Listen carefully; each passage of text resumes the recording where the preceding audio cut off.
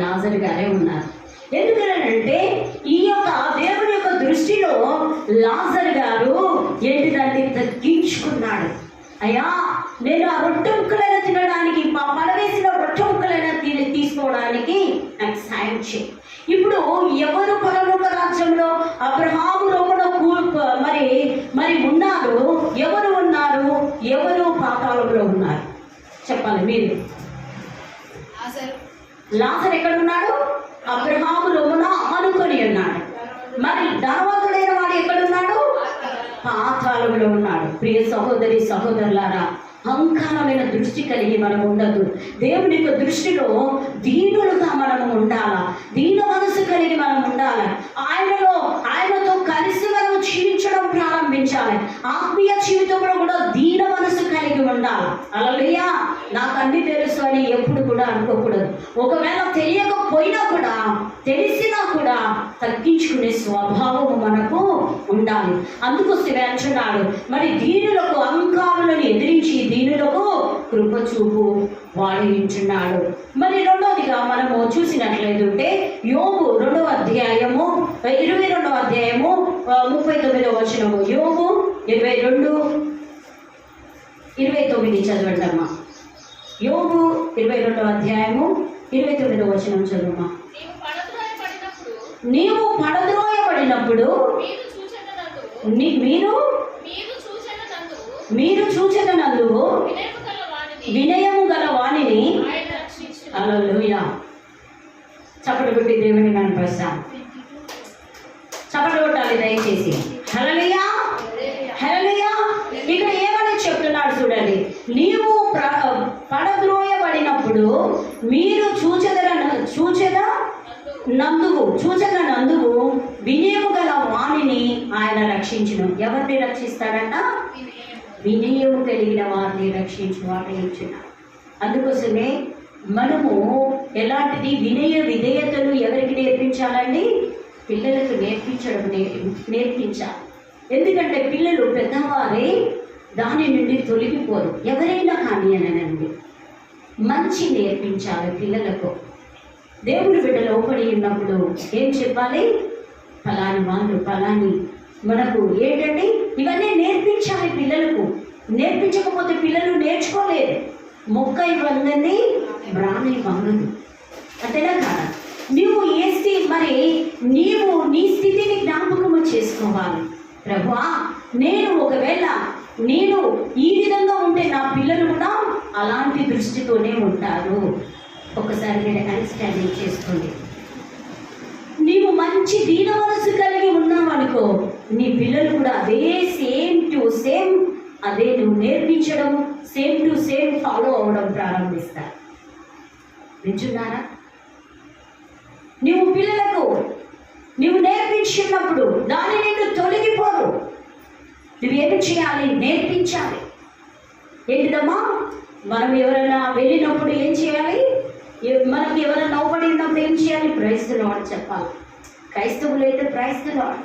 ఇంక వేరే వాళ్ళు ఏదుంటే నమస్తే చెప్పాలి, గౌరవించాలి, పెద్దలను గౌరవించాలి, వినయం కలిగి ఉండాలి. నాకేందిలే, నేను నీకంటే ఎక్కువ నాలేను, నీకంటే తక్కువ నాలేను, నాకు కూడా అన్నీ ఉన్నాయని విర్రవీగకూడదు. ప్రేమిట్లారా, అలాంటి వారిని దేవుని దృష్టిలో గొప్పవారిగా ఆయన కృప వారి మీద ఉండదు. కాబట్టి నీవు చిన్నప్పటి నుండి పిల్లలకు భయభక్తులు నేర్పించాలి. నేర్పించినప్పుడు దాని నుండి తొలగిపోరు. ఆ యొక్క పిల్లలు కూడా అహంకారమైన దృష్టి కలిగి ఉండరు.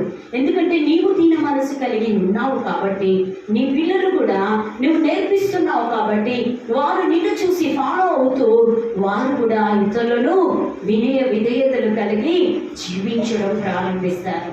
చూడండి, మా యొక్క తల్లిదండ్రులను బట్టి మేము కూడా ఎవరినైనాను ఏ విధంగా ప్రేమించాలి, మాట్లాడాలి, విధేయత కలిగి ఉండాలి, పెద్దలకు లోబడాలి, అదేవిధంగా లేచి నిలబడాలి అని ప్రేమిట్లారా మా తల్లిదండ్రులు నేర్పించినాడు. మా పెద్దన్నయ్య కూడా చెప్పేవాడు, ఎవరైనా వచ్చినప్పుడు లేచి నిలబడాలి. ఇప్పుడు పిల్లలు, ఈ కాలం పిల్లలు నిల్చుంటారా? ఎంత చాలామంది చూస్తే ఎవరైనా పెద్దలు వచ్చినప్పుడు అలాగే తప్ప ఏంటిదండి? లేచి నిల్చుంటారా? పెట్టారా? లేచి నిలవబడడం నేర్చుకోవాలి. పెద్దలకు నీవు విధేయత చూపించినట్లు, వినయము చూపించినట్లు తర్వాత నేను కూర్చో. కానీ ప్రేమిలారా, అది నేర్చుకోవడం ముఖ్యమే ఇచ్చున్నది. ఏంటంటే ఇక్కడ వచ్చినాడు, వినయము కలిగిన వారికి ఆయన రక్షిస్తాడు. నువ్వు ఏ పరిస్థితిలో ఉన్నా కూడా, నువ్వు ఏ స్థితిలో ఉన్నా కూడా, నువ్వే ప్రమాదకరమైన పరిస్థితిలో ఉన్నా కూడా, మరి ఎలాంటి స్థితిలో ఉన్నా కూడా దేవుడు నిన్ను రక్షించడం, కాపాడడం ప్రారంభిస్తాడు. ఎందుకనంటే మనము నేర్పించాలి. నీవు ఒకసారి నువ్వు ఆలోచించు. ఒకవేళ నీవు అది నేర్పించకపోతే ఆ పిల్లలు కూడా, వారికి పుట్టిన వారు కూడా అదే స్థితిలో ఉంటారు. నువ్వు ఒకసారి ఆలోచిస్తున్నావా? వినయ విధేయతలు కలిగి, మరి అక్కడ ఎవరండి? దీన మనసు కలిగి ఆ యొక్క ఇల్లంతటిలో నమ్మకమైన వాడుగా ఉన్నాడు. వినయ విధేయతలు కలిగిన వారినే ఆయన దృష్టించి వాడేస్తున్నాడు. నువ్వు ఎప్పటికైనా పెద్దలకు లోబడి, లేచి నిలబడి ప్రైజ్ లార్డ్ చెప్తున్నావా? ఎప్పుడైనా చెప్పావా? ప్రియ సహోదరి సహోదరులారా, అహంకారమైన దృష్టి కలిగిన వారిని దేవుడు వారిని ఏంటిదండి, వారి మీద కృప ఉండదు అని చెప్తున్నాడు. దీనుడి ఎడల ఆయన కృప ఉంటుంది అని చెప్తున్నాడు. వినయము కలిగిన వారికి ఆయన వారిని రక్షించునని చెప్తున్నాడు. నువ్వు ఒకసారి ఆలోచించు. నీవు ఏ యొక్క మరి ఆ దేవుని దృష్టిలో ఏ విధంగా నీవు ఉన్నావు అన్నది ఒకసారి నేర్చుకో. ప్రేమలారా, ఇక్కడ యోబు అదే అంటున్నాడు. ఏమని చెప్తున్నాడు అని అంటే, ఏమని చెప్తున్నాడమ్మా? వినయము ఏంటిదట? వినయము గల వాణిని ఆయన రక్షిస్తాడు. అంతేనా? యోబును అన్ని పరిస్థితిలో ఉన్నా కూడా మరి ఆయన ఏంటిదంటే వినయం చూపించి ఉన్నాడు. అంతేనా? ఈ ఒక్క మాట కూడా ఎంతోమంది ఫ్రెండ్స్ అన్నారు. మరి భార్య కూడా చివరికి ఏమన్నది? నువ్వు దేవుణ్ణి ద్వేషించి నువ్వు సావు అని అన్నది. ఆయన అన్నాడా? అవును కదా, కరెక్టే కదా, నువ్వు చెప్పింది కరెక్టే కదమ్మా, మరి నేను దేవుణ్ణి ద్వేషిస్తానని చెప్పాడా? చెప్పలేదు. వినయం చూపించి ఉన్నాడు. పర్వాలేదు, యెహోవా ఇచ్చింది యెహోవాకే మహిమ కలుగుగా అన్నాడు. ఒక్క మాట కూడా అనలేదు. ఆయన అందుకోసమే రెండంతలుగా దేవుడు అతనిని మరి రెండంతలుగా ఆస్వాదించాడు. ఆయనను ఆ యొక్క సమస్తమైన ఆ యొక్క వ్యాధిని, సమస్తమైన శ్రమల నుండి, సమస్తమైన వ్యాధుని, సమస్తం నుండి ఆయనను రక్షించి ఉన్నాడు. ఎందుకంటే వినయము చూపించిన. కాబట్టి నేను కూడా ఏ విధంగా ఉన్నామన్నది మనం నేర్చుకోవాలి. అంతేనా? ఏమీ లేదు. చాలామంది ప్రేమికులను నేను చూస్తూ ఉంటాను. చాలామంది నిజంగా ఈ కాలంలో చాలామంది ఇప్పటి మరి ఏంటంటే మర్యాద లేని స్థితిలో ఉంటున్నారు. కాబట్టి నీవు రెస్పెక్టెడ్ మరి ఏంటిది ఇచ్చినప్పుడు దేవుడు కూడా నీకు మంచి ఆనర్ నుండి అనుగ్రహిస్తాడు.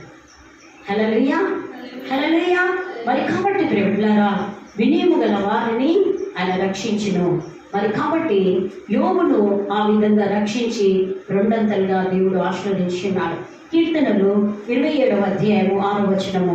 కీర్తనలు 27వ అధ్యాయము మరి 27వ అధ్యాయము 6వ వచనం చదువుమా ఎవరైనా.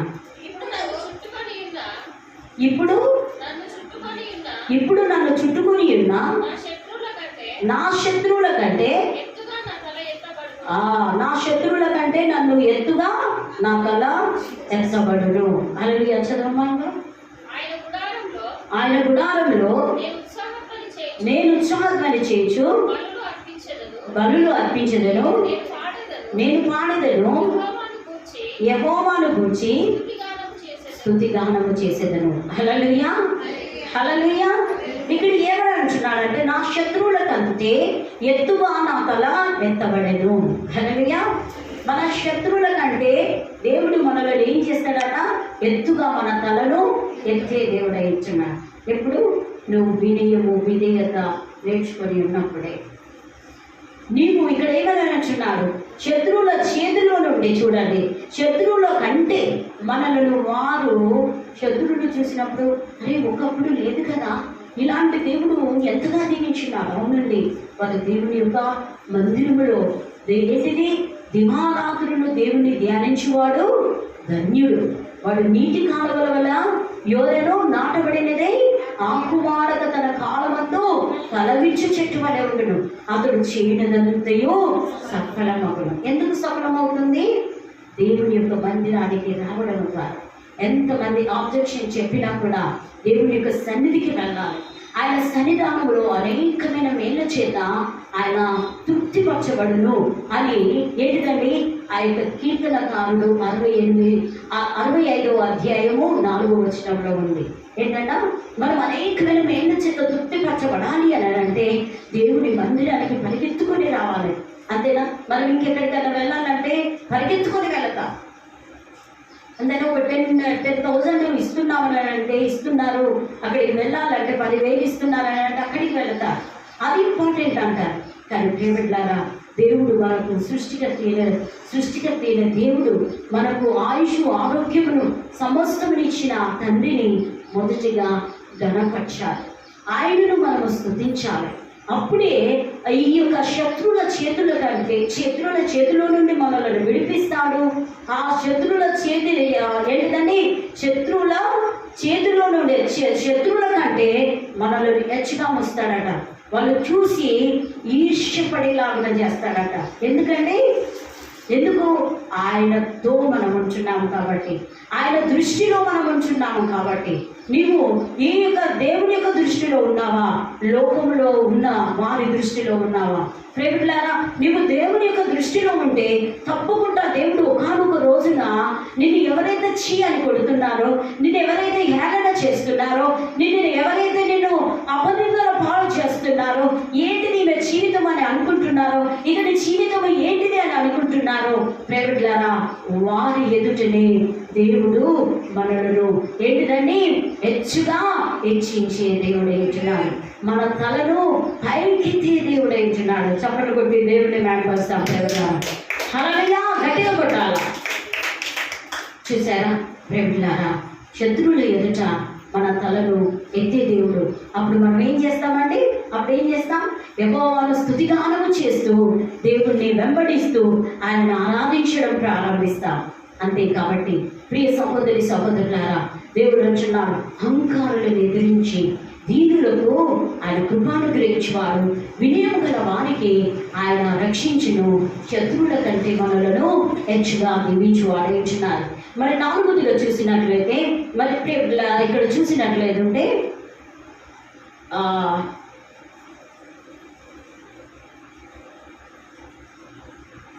147వ అధ్యాయము ఇంకొకటి చూసినట్లయితే, నీ జనులను రక్షించుము, నీ స్వాస్థ్యము ఆశీర్వదింపుము, వారికి కాపురివై నిత్యము వారిని ఉద్ధరించుము అంటున్నాడు. మనం ఒకరిని నడిపిస్తున్నామని అంటే ప్రియ సహోదరులారా, మనం మొదటిగా మనల్ని చూస్తారు. నువ్వు ఒకరికి చెప్తున్నావని అంటే మన యొక్క ప్రవర్తన చూస్తూ ఉంటారు. కాబట్టి నీవు ఏంటిదట ఇక్కడ అంటున్నాడు, కాపురివై నిత్యము వారిని ఉద్ధరించుము. ఏ బాధలలో ఉన్నారో, ఏ కష్టాలలో ఉన్నారో వారిని పరామర్శించండి. వారి బాధలు కష్టాల్లో ఉన్నప్పుడు వారిని పరామర్శించి వారి కొరకు ప్రార్థన చేయడం నేర్చుకోండి. మనము ప్రార్థన చేసినప్పుడు వారు స్వస్థత పొందుకొని ఉన్నప్పుడు, వారు బాగుపడి ఉన్నప్పుడు, వారు మంచి ఉన్నప్పుడు, వారు రక్షింపబడి ఉన్నప్పుడు రేపిట్లారా దేవుణ్ణి మహిమపరచడం జరుగుతూ ఉంటుంది. మరి 5వదిగా చూసినట్లయితే 147 వచనం చదువుతున్నాం. 147 ఏంటంట? యెహోవా దీనులను లేవనెత్తు వాడయించున్నాడు. ఏంటంట? ఇక్కడ చూసినట్లయితే 147 వచనంలో మరి యెహోవా దీనులను లేవనెత్తు వాడయించున్నాడు. ఎందుకు ఆయన దీనులను లేవనెత్తు వాడయించున్నాడు? తను తాను తగ్గించుకుంటున్నారు, సుంకరి వల్ల తగ్గించుకుంటున్నారు. మనము కూడా ఆ విధంగా తగ్గించుకోవడం అనేది నేర్చుకోవాలి. ఇక్కడ తగ్గింపు ద్వారా మనము నేర్చుకునేది ఏంటంటే దేవుడి యొక్క దృష్టిలో గొప్పవారిగా ఉంటున్నాం. కొంతమంది ఎవరైనా మాట మాట్లాడితే మళ్ళీ ఇంకొక 20 మాటలు మాట్లాడతారు. అంతేనా? అది తగ్గించుకున్నట్ట హెచ్చించుకున్నట్ట? చెప్పండి. హెచ్చించుకున్నట్టు కదా. ఇప్పుడు తల్లిదండ్రులు ఎవరైనా మాట చెప్పిందనుకో, చెప్తే ఏం చేస్తారు? ఎక్కువగా ఇంకా 2 మాటలు యాడ్ చేసి క్లాస్ ఇస్తూ ఉంటారు. అది తగ్గించుకోవడమా హెచ్చించుకోవడమా? అంటే ఏంటంట? ఒక్కసారి ఆలోచించండి. మనలో ఒకవేళ అలాంటి దృష్టితో ఉన్నామా? ఏ దృష్టితో? మీరే చెప్పండి. ఏ దృష్టితో మనం ఉన్నాము? గట్టిగా చెప్తలేరు, భయపడుతున్నారు. ఏ దృష్టితో ఉన్నాము? అహంకారమైన దృష్టితో ఉన్నాము. ప్రేమట్లారా, నువ్వెంత, నీ లెక్కెంత అంటారా? చాలా మంది చూసి కూడా చూడనట్టు చేసే మనుషులు ఉన్నారండి. ఇక దేవుని కృప ఎక్కడ ఉంటుందండి? దేవుడు ఆశీర్వాదం కావాలి, ఆశీర్వాదం కావాలి అని అంటే ఆశీర్వాదం ఎక్కడ వస్తుంది? ఆయన దృష్టించట్లేదా? నిన్ను నన్ను గమనించట్లేదా? చెప్పండి. నీ లెక్క ఎప్పుడైనా అనుకోకూడదు. చూడండి, నువ్వు ఒకసారి ఆలోచించు. ఏంటిదండి? ప్రేమించదము అధికంగా అని మాట పడతా. ప్రేమిస్తున్నాము మనం అధికంగా? ఎవరైనా ప్రేమిస్తున్నామా? చెప్పండి. దేవానన్ను ఆస్వాదించు. మనలో ఫస్ట్ ఆఫ్ ఆల్ లోపాలను సరి చేసుకోవాలి. ఈ లోపాలను సరి చేసుకోకుంటేనే దేవాలను దీవించు ప్రభు అంటే ఎలా దీవిస్తాడు? ఆయన దృష్టి లేదా ఎప్పటికీ? ఆయన సృష్టించిన దేవుడు, మానవులను సృష్టించిన దేవుడు, నిన్ను నన్ను మనలను సృష్టించిన దేవుడు. ఆయనకు తెలియదా నీ స్థితి, నీ గతి, నా గతి, నీ స్థితి తెలియదా? తెలుసు. ఒకసారి ఆలోచించు. పరిశుద్ధాత్మ దేవుడు మనతో మాట్లాడుతున్నాడు. నేను ఎంత వేరేది వాక్యం చెప్పాలనుకున్నా కూడా ఇదే చెప్పమని నాకు నిన్నటి నుండి నాకు దేవుడు ప్రేరేపిస్తున్నాడు. ఒక్కసారి ఆలోచించండి. మనలో లోపాలు అన్నిటినీ ఏంటిదండి తీసేసుకోవాలి. నువ్వెంత, నీ లెక్కెంత అని అనకూడదు. ప్రేమట్లారా, చాలామంది కూడా అంటారు. భక్తులకు కూడా చాలామంది లోబడతారా అండి? లోబడతారా? ఎంతమంది చెప్పండి. కొంతమంది భక్తులకు లోబడరు, కొంతమంది ఏంటిదండి వారు లోబడకపోతే ఆ పిల్లలు కూడా అలాంటి స్థితిలోనే ఉంటారు. తల్లిదండ్రులను చూస్తూ ఉంటారు. కాబట్టి ఒకసారి ఇక్కడ ఏమని అంటున్నాడంటే దీన మనస్సు కలిగిన వారిగా మనం ఉంటారు. మనం ఉన్నప్పుడు మనలో చూసి మన పిల్లలు కూడా ఏం చేస్తారు? అలాగే అలవాటైపోతూ ఉంటారు. వాడి దినం ఆంటీ నాకు ఒక మంచి అంటే ఆంటీ నాకు ఫోన్ చేసి, అమ్మ చాలా నిజానికైతే ఆమె చాలా దీనంగా ఉంటుంది. అయితే తను నాకు ఫోన్ చేసి ఏం చెప్తుంది? అమ్మ నాకు అది బ్లేడ్ కట్ అయిందమ్మా, నాకు ఆ యొక్క ఫింగర్ కట్ అయిపోయి ఉన్నది, అయ్యో నేను రాలేకపోతున్నామా నేను అని చెప్పింది. చెప్పి అయ్యో ఆంటీ నువ్వు హాస్పిటల్ పోలేదా ఆంటీ? అయ్యో బాగా బ్లడ్ పోతుందమ్మా అని చెప్పింది. అయ్యో ఆంటీ అట్లా కదా ఆంటీ అని నేను అన్నాను. అయ్యో హాస్పిటల్కి పో ఆంటీ, మరి మీకు బాబు లేడా, మీ కొడుకు లేడా అంటే, అమ్మ మా కొడుకు అది తెగిన వెంటనే ఏం చేశాడు? అవన్నీ ఆ యొక్క సిరప్ కానీ టాబ్లెట్స్ కానీ తీసుకురావడానికి వెళ్ళిపోయి ఉన్నాడు. ఎందుకు ప్రేమిట్లారా? తల్లి మార్గంలో నడిచే పిల్లలు వేరే వాళ్ళైతే అమ్మా ఎందుకు కట్ చేసుకున్నావేమ్మా అంటారా? అంటారు, వెళ్ళిపోతారు. ఓ హాస్పిటల్ పో, పట్టించుకోరు తల్లిదండ్రులు. పట్టించుకుంటారా? తల్లిదండ్రులకు ఏమైనా జ్వరం వచ్చినా కానీ ఏదైనా వచ్చినా కానీ అమ్మకి పని చేయవే అని అంటే చేస్తారా? నువ్వే లేచి నువ్వే చేసుకో అనే పిల్లలు లేదా అండి ఇప్పటి ఈ కాలంలో? లేదా?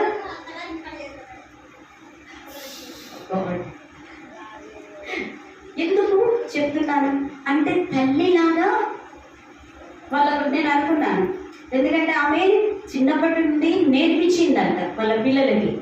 ఏంటిది? భయభక్తులు నేర్పించిందని. అవి ఎప్పటికీ 24 గంటలు ప్రార్థనలోనే ఉంటుంది. బ్లడ్ బాగుపోతుంది. మరి ఆంటీ ఎట్లా అంటే హాస్పిటల్ పోయిన వాంటి లేదమ్మా, మా కొడుకు పరిగెత్తుకొని వెళ్ళి ఏంటి తీసుకొని వచ్చాడు? సిరప్ అవన్నీ ఏంటిది మరి ఇంజెక్షన్ కూడా, యాంటీబ్యాక్టీరియా ఇంజెక్షన్ కూడా తీసుకొని వచ్చి ఇంజెక్షన్ ఇస్తానని చెప్పాడమ్మా అని చెప్పి. ఎందుకంటే అలా పిల్లలను మనం అలా నేర్పించినప్పుడు ఆయన పిల్లోడు అంటే పిల్లోడు కాదు, 2 బిడ్డల తండ్రి. తను కూడా ఆయనను చూసి వాళ్ళ పిల్లలు ఏం చేస్తారండి? సేమ్ చేస్తారు. మా డాడీ మా నాన్నమ్మకి ఈ విధంగా చేస్తున్నాడు కాబట్టి నేను కూడా ఫ్యూచర్లో ఇలా చేయాలి.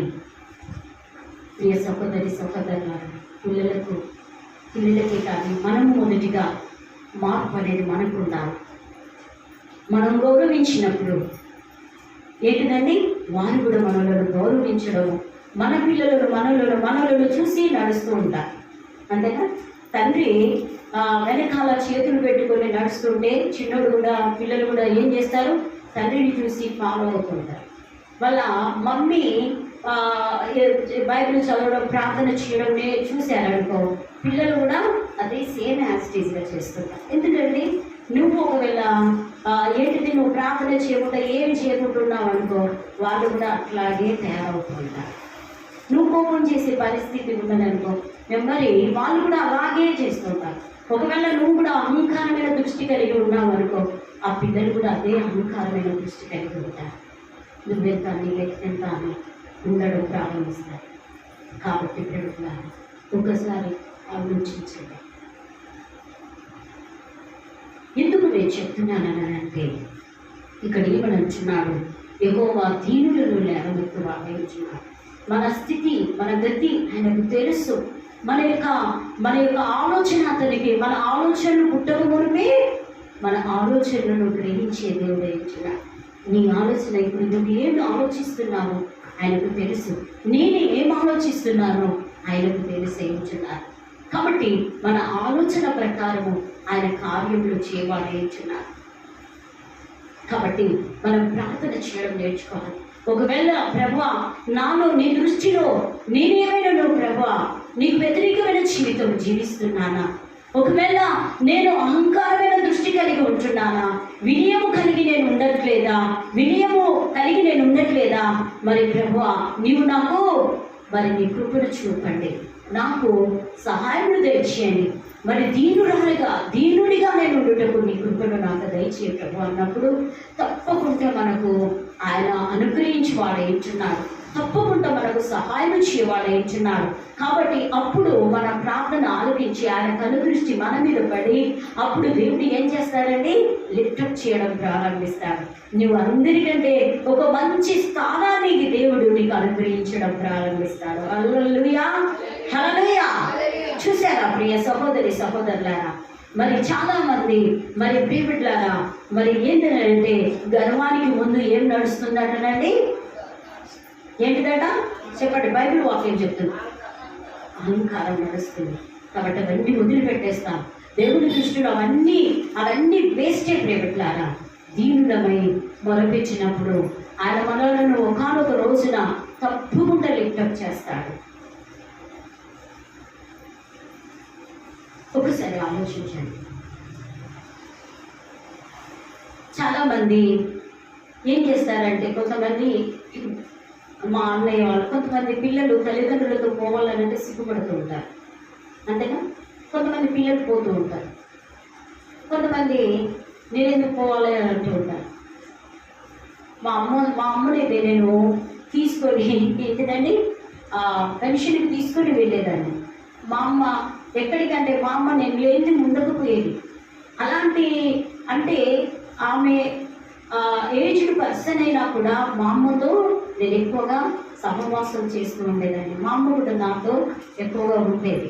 నేను తీసుకొని పోయేది. మరి ఆమె పెద్దామే కదా, నేను ఆమెను తీసుకొని పోవద్దు అని నేను ఎప్పుడు కూడా అనుకోలేదు పెద్దగా. ఎందుకంటే తల్లిదండ్రులు మనకు జన్మనిచ్చిన తల్లిదండ్రులు. నాకు అదే అలవాటు ఉండదు. ఇప్పటికి కూడా ఎవరైనా నవ్వుపడితే ఎవ్వరు నవ్వుపడ్డా కూడా పెద్దవాళ్ళు ఎవరైనా నవ్వుపడితే నేను బైక్ మీద తీసుకొని వచ్చి వాళ్ళ ఇంటి దగ్గర కానీ వాళ్ళు ఎక్కడికి ఎదురు పోవాలనుకుంటారో వాళ్ళను తీసుకొని వదిలిపెట్టేస్తా. నాకు ఆ నేచర్ అలవాటు ఉంది.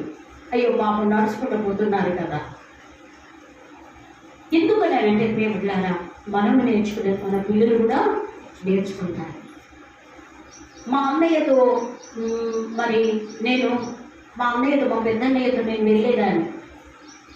వాళ్ళు కొంతమంది పిల్లలు వెళ్ళకుంటూ ఉంటారు. మా బావ కూడా ఏంటిదండి, మా బావ ఎక్కడికైనా మేము వెళ్ళినప్పుడు చాలామంది పిల్లలు పోరు, నేను పోయేదాన్ని నేర్చున్నాను. ఎందుకంటే ప్రేమిట్లారా, మనము ఏం చేయాలా? దీనులమై ఉన్నప్పుడు మనలను దేవుడు తప్పకుండా ఒకనొక రోజున లిఫ్ట్ చేస్తాడు. కాబట్టి నువ్వు ఒకసారి ఆలోచించు. మరి ఎక్కడికైనా పనికి వెళ్ళాలన్నప్పుడు, ఏదైనా చర్చ్ పనులలో వెళ్ళినప్పుడు వాళ్ళతో కలిసి, పెద్దవాళ్ళతో కలిసి నేను వెళ్ళి ఆ పనులు చేసేదాన్ని ఇచ్చున్నాను, చర్చ్ పనులు. కాబట్టి నీవు కూడా చర్చ్ పనులే కానీ దేవుడు నీకు ఏ తలాంతైతే ఇచ్చాడో ఆ తలాంతులు నమ్మకంగా వాడుకో. దేవుడు తప్పకుండా దేవుడు దీవిస్తాడు. నీ యొక్క దీన మనస్సును కలిగి దేవుడు నీ యొక్క చేస్తున్న ప్రయాసాన్ని, నువ్వు చేస్తున్న దేవుని యొక్క ఏ పనైతే నువ్వు దేవునికి నమ్మకంగా చేస్తున్నావో అది చూసి నిన్ను ఏంటిదండి, ఇక్కడనే కాదు అనేక చోట్ల నేను వాడుకోవడం ప్రారంభిస్తాను. హల్లెలూయా. ఎందుకంటే నీ యొక్క ఆయన దృష్టి మన మీద ఉండాలి. ఆయన దృష్టి మన మీద ఉండాలి అంటే మనము దీనులుగా ఉండడం నేర్చుకోవాలి. అప్పుడు మనలో లేపుతారు. హల్లెలూయా. నువ్వెంత నేనెంత అంటే ఏంటండి జరుగుతుందా? కుటుంబాల్లో నువ్వెంత, నీ లెక్కెంత అని మనం భర్తను అన్నామనుకో, అక్కడ ఏంటిదండి, ఒకవేళ భర్త వేరే విధంగా ఉన్నాడు అనుకోండి, ఉంటే నన్ను ఇట్లా అంటుంది, నువ్వెంత అని అంటుంది అని వెళ్ళిపోతే ఏమైపోతుందండి? కుటుంబం అక్కడ ఏమైపోతుంది? చెప్పండి. అక్కడ కుటుంబం ఏమైపోతుంది? చెల్లా చెదిరైపోతుంది. ఏంటిది ఇంటి యజమానికి ఏం చేయాలట? ఇంటి యజమానికి లోబడి ఉండాలంటాడా? భార్యనే లోబడి ఉండాలా? చెప్పండి మీరే. లోబడి ఇంటి యజమానికి లోబడి ఉండాలి. హల్లెలూయా, హల్లెలూయా. అప్పుడు భర్త ఏం చేయాలి? లేదు, భర్తకు లోబడి ఉండాలి. మరి భర్త భార్యను ఏం చేయాలి? Very good. ఇదేంటి భార్య గుర్తుంది. ఏంటంటే భర్త భార్యను ప్రేమించడం చేయాలి. అప్పుడు సమస్తం కష్టాలు, బాధలు, అప్పు అన్నీ మర్చిపోతుందట. భార్యను ఒక్కసారి ప్రేమిస్తే అన్నీ మర్చిపోతుందంట. మరి వాళ్ళను కోపం చేసిన వాటిని కూడా మర్చిపోతుందట భార్య. ఎందుకంటే ప్రేమించడము, భర్తలు కూడా ప్రేమించడం నేర్చుకోవాలి. ఇక్కడ ఏంటంటే, ఇక్కడ ఏమని చెప్తున్నాడంటే, యెహోవా దీనులను లేవనెత్తువాడు. ఎవరినండి? దీనులను ఆయన లేవనెత్తువాడు. కాబట్టి మరి ఇంకోటి మనం చూసినట్లయితే మత్తయి సువార్త 23:12 చదువున్నాను. 23:12 ముగిస్తాను. మత్తయి సువార్త 23:12 చదువున్నా. తన్ను తాను హెచ్చించుకునేవాడు తగ్గింపబడును, తన్ను తాను తగ్గించుకునేవాడు హెచ్చింపబడును. చూసారా? ఇక్కడ ఏమని చెప్తున్నాడంటే, ఆ యొక్క 23:1 నుండి చదవండి. అప్పుడు యేసు జన సమూహంలోతోనూ తన శిష్యులతోనూ ఇట్లనెను, శాస్త్రులను పరిశీలను మోషే పీఠమందు కూర్చుండు వారును గనుక వారు మీతో చెప్పు వాటినన్నిటినీ అనుసరించి గైకొనుడి. ఆయనను వారి క్రియల చొప్పున, ఎవరి క్రియల చొప్పున? వీరు చెప్పే వారి క్రియల చొప్పున చేయుడి. చెప్పుదురే గాని చేయరు. ఏంటిది? శాస్త్రులు పరిచయులు చెప్పుతురే కానీ చేయరు. చాలా మంది ఏంటిదండి, ఇట్లా ఉండాలి అట్లా ఉండాలి అని చెప్తూ ఉంటారు, భక్తిగా చెప్తారు, కానీ వాళ్ళు ఫాలో కావాలి. మనం బైబిల్ చదువుతున్నాం, బైబిల్ను ఫాలో కావాలా, మన యొక్క మనసుతో మనం ఫాలో కావాలి, బైబిల్ ఫాలో కావాలి. ఇప్పుడు శాస్త్రులకు పరిచయులకు ఎంతో గొప్ప జ్ఞానం ఉందండి, అంతేనా కాదు? కానీ వాళ్ళు ఫాలో అయితే లేరు. చాలా మంది బైబిల్ చదువుతారు, అన్ని చదువుతారు, కానీ పాటించరు. పాటించినప్పుడే దేవుడు ఆయన కృపతో మనలను దీవించేవాడు. వీళ్ళు శాస్త్రులకు పరిచయులు చెప్పుతారు కానీ వాళ్ళు చేయరు.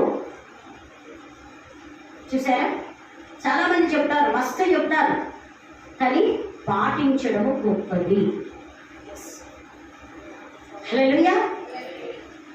నీవు చెప్పినంత మాత్రాన పాటించకపోతే ఏం లాభం? చాలా మంది అంటారు, నువ్వు చెప్తున్నావు కానీ ఫస్ట్ నువ్వు ఫాలో అవుతున్నావా? కొంచెంమంది తెలివి గల వాళ్ళు అంటారా అన్నారు, నువ్వు బైబిల్ చదువుతున్నావు, బాగా చెప్తున్నావు, కానీ నువ్వు ఫాలో అవుతున్నావా అని అంటారు. అప్పుడు ఏం చేయాలి చెప్పండి? కాబట్టి ఇక్కడ యేసు ప్రభుల వారు అంటున్నారు, వారు చెప్పుదురే కానీ చెయ్యరు. చదవమ్మా 4వ వచనం. మోయ సౌక్యం కానీ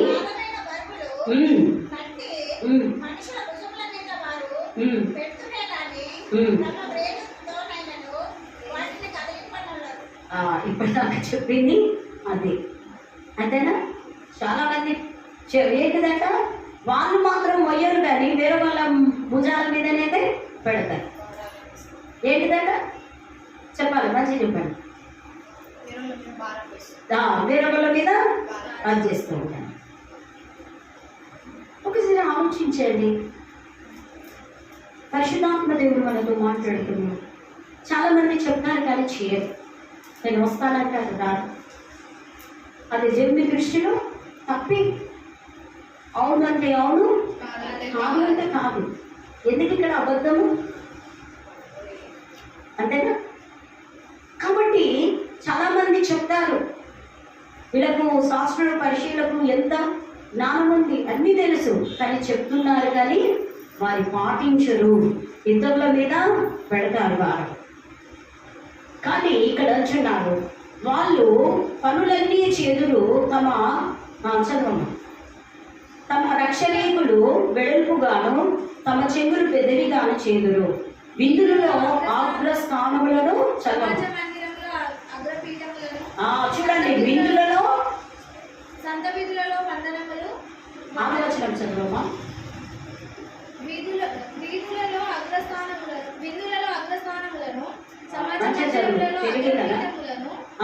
విందులలో అగ్రస్థానములను సమాజ మందిరములను అగ్రపీఠములను సంత విధులలో వందనములను మనుషుల చేత బోధకులమని పిలువబడుటకు కోరుదురు. మీరైతే బోధకులని పిలువబడవద్దు. ఆమేన్. ఏంటిదట? ఒక్కడే మీ బోధకుడు, ఆయనే ఎవరండి? దేవుడు ఒక్కడే. ఇక్కడ ఏమని అంటున్నాడు? చాలా మంది మనుషులు అగ్రస్థానానికి పోతారు. నేను ఒక ఏంటిదండి, చాలా మంది స్పిరిచువల్ పాలిటిక్స్ కూడా ఉంటాయి, అంతేనా కాదు? చెప్పకూడదు కానీ ఏంటిది, అక్కడ సంఘాలలో కూడా స్థానాలు కావాలని కోరుకుంటూ ఉంటారు. అలాంటి వారు లేదంటే మొదటిగా దేవుడిని కోరుకోవాలి, దేవుడే మనకి అనుగ్రహిస్తాడు. చాలా మంది ఏంటిది, అగ్రస్థానం, నేను ప్రార్థన చేస్తాను, నేను మాట్లాడతాను, నేను ముందుంటా, నేను ఇస్తా, నేను చేస్తా, ఇవన్నీ కాదండి, నథింగ్ ఇవన్నీ. అలాంటి వారు మొదటిగా కొంతమంది ఏంటిది ప్రైజ్ చేయాలి, కొంతమంది ప్రైజ్ చేస్తేనే, పొగుడుతేనే వాళ్ళు ఏం చేస్తారు, వాళ్ళు చేస్తారు. అది మనకు అవసరం లేదండి. దేవుని యొక్క దృష్టిలో మనము కృప పొందేవాడిగా ఉండాలి. మనుషులు ఇవాళ పొగుడుతారు, రేపు ఏంటిదాన్ని ద్వేషిస్తారు. ఇవాళ మంచి అంటారు, రేపు చెడు అంటారు, అంతేనా? ఒకసారి ఆలోచించండి. అలాంటి వారికి కాదు, ఇక్కడ ఏమని అంటున్నాడంటే అలాంటి వారు మరి సొంత విధులలోనూ మనుషుల చేత బోధకులని పిలువబడుటయు కోరుదురు. వీరైతే బోధకులని పిలువబడవద్దు, ఒక్కడే మీ బోధకుడని వీరందరూ సహోదరులు. మనమందరం ఏంటిదట? దేవుని యొక్క సహోదరులనే ఉంచిన. మరియు భూమి మీద ఎవరికైనా తండ్రి అనే పేరు పెట్టవద్దు, ఒకడే మీ తండ్రి, ఆయన పరలోకం అంటున్నాడు. అంతే కదా, సర్వ సృష్టికర్త అయిన దేవుడు, మనలో సృష్టించిన దేవుడు, ఆయనే మనకు తండ్రి ఉంచున్నాడు. ఇక్కడ మళ్ళీ చూసినట్లయితే మరియు మీరు గురువులనే పిలువబడవద్దు, క్రీస్తే ఒకడే మీ గురువు. ఇక్కడ ఏమని చెప్తున్నాడంటే మీరు అందరికంటే గొప్పవాడు మీకు పరిచారకుడై ఉన్నవాడు. ఎవరైతే గొప్ప పదవి కోరుకోవాలనుకుంటున్నాడో మొదటిగా ఏం చేయాలి? పరిచారకుడుగా, దేవుని యొక్క పనిలో పరిచారం చేసేవారిగా, ఇతరులకు పరిచర్య చేసేవారిగా ఉండాలి అని చెప్తున్నారు. ఇక్కడ పరిచర్య చేసేవారు ఏం చేస్తారు? తను తాను తగ్గించుకోవడం నేర్చుకుంటారు. అంతేనా? చీర తీసి పక్కకు పెట్టి ఉన్నాం అనుకోండి, దేవుని యొక్క పనిలో కొంచెమైనా మనం సహాయం చేస్తున్నాం అనుకోండి, ఏంటిదండి అక్కడ మనము ఏంటిది? దేవుని యొక్క పరిచయం చేస్తున్నాం. ఇతరులకు కూడా మనము ఏదైనా సహాయం చేసి ఉన్నాం అనుకో, ఆ పరిచయం చేస్తూ ఉన్నాం. దేవుని యొక్క పనిలో పాల్గొనడం జరుగుతూ ఉంటుంది. మీరు భోజనాలే కానీ లేకపోతే ఇంకా ఏదైనా కానివ్వండి, చర్చిలోనికి ఏ తలాంతి ఇచ్చారో దానిని వాడుకోవడమే కానీ, ఇతరులకు సహాయం చేసే మనసు నీకు ఉంటే ఇతరులకు సహాయం చేయడమే కానీ, మరి సంఘానికి సహాయం చేయడమే కానీ, ప్రేమలను ప్రతిదీ విషయంలో కానీ మీరు ఏంటిదట? నీవు మరి ఏంటిదట? నీవు సహాయము మరియు పరిచర్య చేసేవారిగా ఉన్నప్పుడు ఏంటిది? తను తాను తగ్గించుకోవడం ప్రారంభిస్తారు. ఏదైనా పని చేసినప్పుడు లేదంటే మీరు కూర్చోండి అని అంటారు. అంతేనా కదా? మీరు కూర్చోండి, మీరే కూర్చోండమ్మా అంటే మీరే కూర్చోండి అని అంటే అక్కడ ఏంటిదండి? తగ్గింపు స్వభావము అవపడుతుంది. ఇక్కడ ఇంకొక మాట ఏమంటున్నాడంటే తన్ను తాను హెచ్చించుకుని వాడు తగ్గింపబడతాడు. గ్రేట్గా ఫీల్ అయ్యేవారు ఏంటిదండి? లో స్టేజ్కి వెళ్ళిపోతారు. కాబట్టి ఒకసారి ఆలోచించుకోవాలి. మనం ఏ విధంగా ఉండాలనేది దేవుని నేను ముగిస్తున్నాను. మనము ఏ విధంగా ఉండాలనేది దేవుని వాక్యం మనకు క్లియర్గా చెప్తుంది. అందుకే బైబిల్ ఏంటిది? దేవుడు ఈ యొక్క లోకాన్ని దేవుడు ఎంతో ప్రేమించని ఈ యొక్క దేవుని వాక్యము ప్రపంచమే సరిపోదు. అంత గొప్ప ఏంటిది? గొప్ప మర్మాలతో కూడుకున్న బైబిల్ వేయించున్నారు. మనకు నేర్పిస్తుంది ఏది మంచి ఏది చెడు అన్నది దేవుని యొక్క వాక్యము మనలను నేర్పిస్తుంది. కాబట్టి అందులో మనలో ఏమైనా ఉన్నా కూడా ప్రభా నేను తగ్గించుకుంటున్నాను, ప్రభా నీ కృప నాకు హెచ్చుగా ఉంచండి అని మనం ఏం చేయాలి? మనము దేవుని దగ్గర తగ్గించుకోవడం ప్రారంభించినప్పుడు పెద్దలకు కూడా మనం లోపడాలి, పెద్దలను గౌరవించాలి.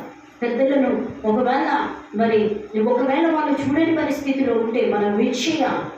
అంతేనా కాదు? అది చాలా దేవుని యొక్క బిడ్డల లక్షణమే ఉంటున్నారు. తగ్గించుకోవడం నేర్చుకోవాలి. అప్పుడే మరి ఏంటిదంటే అహంకారులను ఎదిరించి దీనులకు మరి ఏంటిది? కృప చూపు వాడేయించున్నాడు. అందుకోసమే ఎవరైతే తగ్గించుకుంటారో వారు హెచ్చింపబడతారు.